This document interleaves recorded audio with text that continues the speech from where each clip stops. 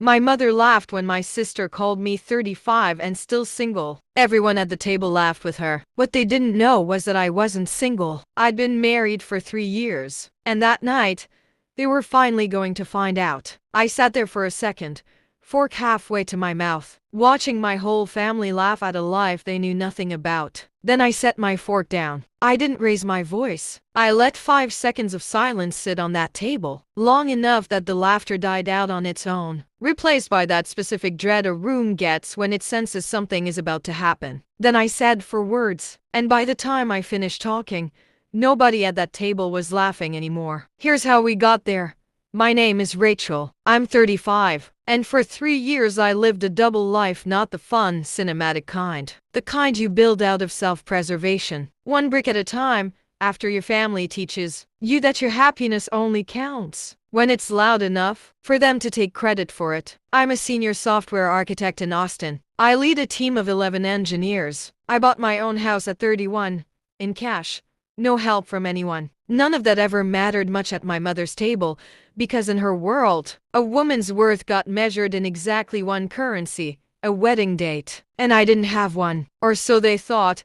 My sister Danielle was the golden child growing up. Homecoming queen, sorority president, married at 24 in a wedding my parents took out a second mortgage to pay for. I was the other one, the quiet one my mother introduced at parties as my daughter who works in computers, is it? But Danielle's jokes at my expense were never really spontaneous. At my cousin's wedding 2 years ago, she stood up during the toast and said, "Someone's got to catch the bouquet tonight, God knows. Rachel needs the practice." The whole reception laughed. The Christmas before that, she handed out gifts and announced mine was a gift card, since nobody really knows what Rachel's life looks like anyway. And here's the part that took me years to notice. Danielle didn't just make these jokes. Sometimes she'd glance at my mother right before she said them. This quick, small look, like they'd rehearsed it. Like my mother was cueing her. I used to think Danielle was just careless. Eventually I understood she was performing for an audience of one. And that audience was clapping every single time when Marcus proposed, sitting on the floor of my apartment with Thai food between us. Laughing because neither of us wanted anything fancy, I said yes and made a decision. This one was going to be mine.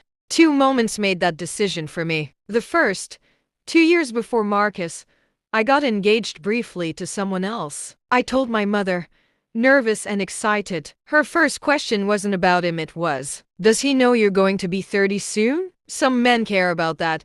She told Danielle before I could. And Danielle's response, relayed back to me, was, "Well, at least someone finally said yes." The second, my college graduation, top of my class, for years of work. My mother's first words to me on that stage were, "You look tired, honey. Are you sure this whole computer thing is going to make you happy, you know? Alone?" That was the pattern for 15 years. So when I found something real, I didn't hide it out of shame. I hid it because I already knew exactly what they'd do to it. There was one night, about a year into our marriage, when Marcus asked me quietly, "Do you want me to meet your family?" "Not yet," I said. He didn't argue. He just took my hand and said, "Then we'll wait until you're ready." I'm not going anywhere. That's who I married. Someone who never once made his patients feel like pressure. We got married on a Tuesday at the courthouse. My best friend Priya and Marcus's brother stood as witnesses. Pancakes at 11 a.m. afterward,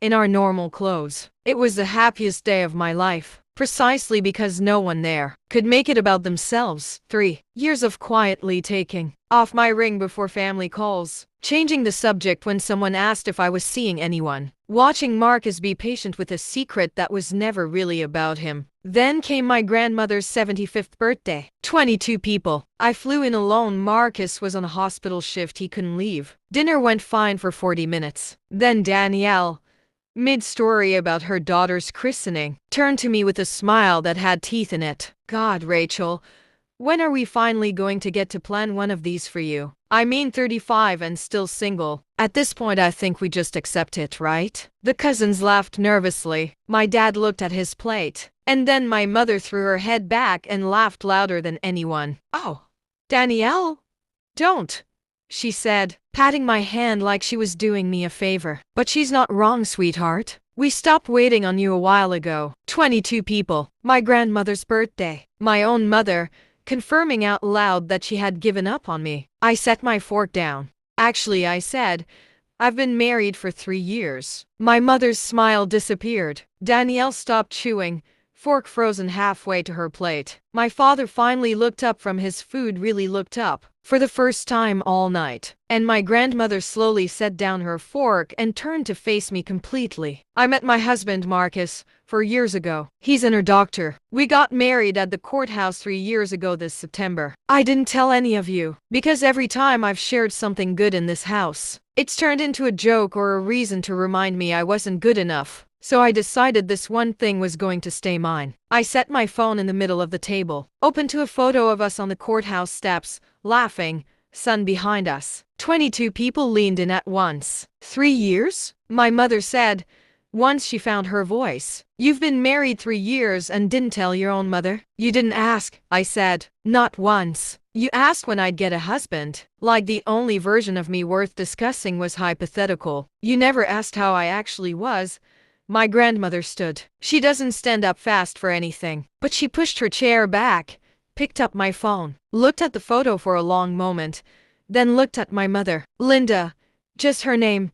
Flat and cold. Mom, I didn't. She didn't hide her marriage because she was ashamed of it. My grandmother said, voice steady, filling the whole room. She hid it because she knew you'd ruin it. And after tonight, I don't think any of us can pretend she was wrong. Nobody breathed. My mother, for the first time in my entire life, had nothing to say. My aunt broke the silence. Linda, she's right. You've done this for 15 years. Don't act shocked she stopped telling you things. I didn't gloat. I answered the questions people actually ask with real curiosity now. Yes, he knows about all of you. Yes, we're happy. No, there's no wedding left to plan. We already had ours, exactly the way we wanted it. Danielle found me in the kitchen later. No performance this time. I didn't know, she said. I was just making a joke. I know, I told her. That's the problem. You never needed to know anything real about me for it to be funny to you. She didn't argue. For the first time in years, she just nodded, and it actually meant something.